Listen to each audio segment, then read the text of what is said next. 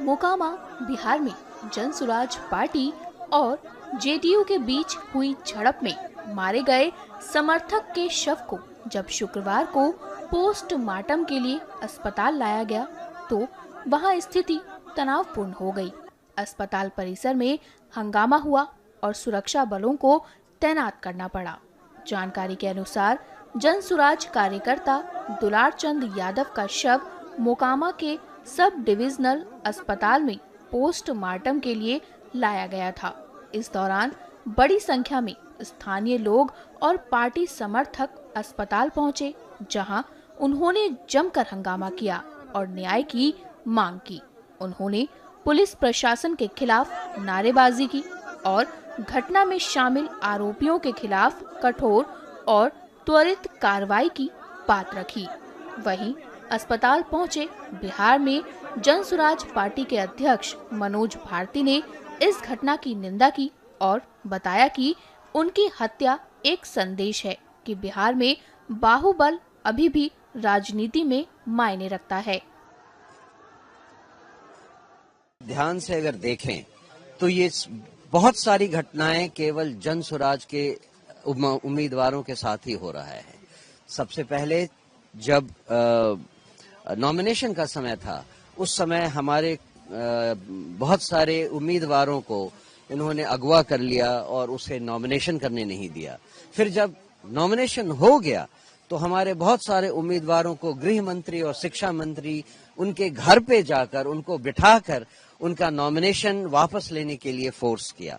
जब ये भी पूरा हो गया, अब जब सारे उम्मीदवार आ गए हैं मैदान में, तब ये हथकंडे अपनाए जा रहे हैं जहां हमारे उम्मीदवारों के समर्थकों को और उम्मीदवारों को इस तरह से डराया धमकाया जा रहा है और हत्या और हिंसक कार्रवाई भी की जा रही है। आपको यहाँ मैं बता दूं कि जिनकी हत्या हुई है वो आधिकारिक तौर पर हमारे कार्यकर्ता नहीं थे, लेकिन आधिकारिक तौर पर जो हमारे उम्मीदवार थे उनके वो क्लोज रिलेटिव थे, उनके चाचा जी थे और उस हिसाब से वो हमारे समर्थक हुए। लेकिन उनकी हत्या करके समाज में ये बात बताई जा रही है कि बाहुबली अभी भी एक फैक्टर हैं। लेकिन बिहार की जनता को अब यही मौका मिला है ये साफ साफ देखने का कि बाहुबलियों के टक्कर में एक तीसरा एक ऐसा शिक्षित काबिल उम्मीदवार खड़ा था जो कि जनता का सही उम्मीदवार बन सकता था। लेकिन उसे डरा धमका कर ये प्रयास किया जा रहा है कि जंगल राज को फिर से वापस लाया जाए। प्रधानमंत्री बिहार आकर कहते हैं कि जंगल राज को हटाइए।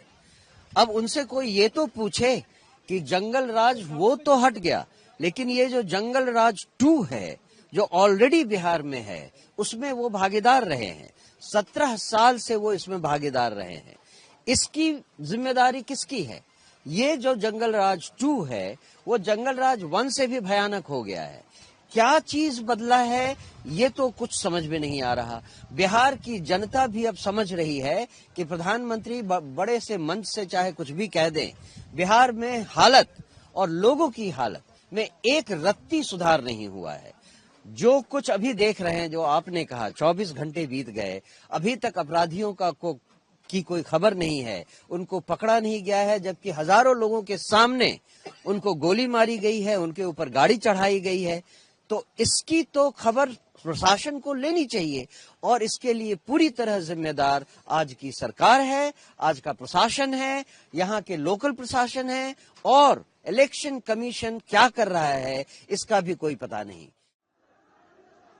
भीड़ ने पुलिस और प्रशासन के खिलाफ नारेबाजी की और मौके पर अफरा तफरी मच गई।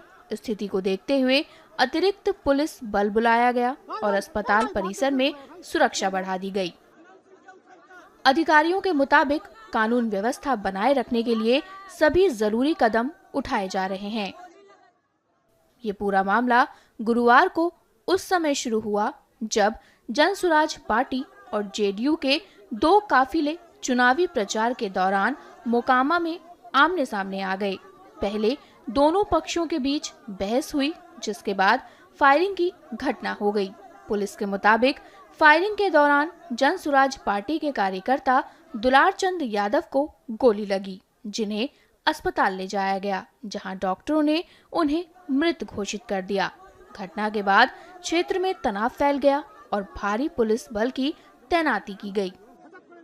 प्रशासन ने मामले की जांच के आदेश दे दिए हैं और फायरिंग में शामिल लोगों की पहचान की जा रही है और कानून के अनुसार कार्रवाई की जाएगी। घटना पर जन सुराज पार्टी के संस्थापक प्रशांत किशोर ने कहा है कि उनकी पार्टी की एक टीम मौके पर पहुंच चुकी है और पूरी जानकारी जुटाई जा रही है।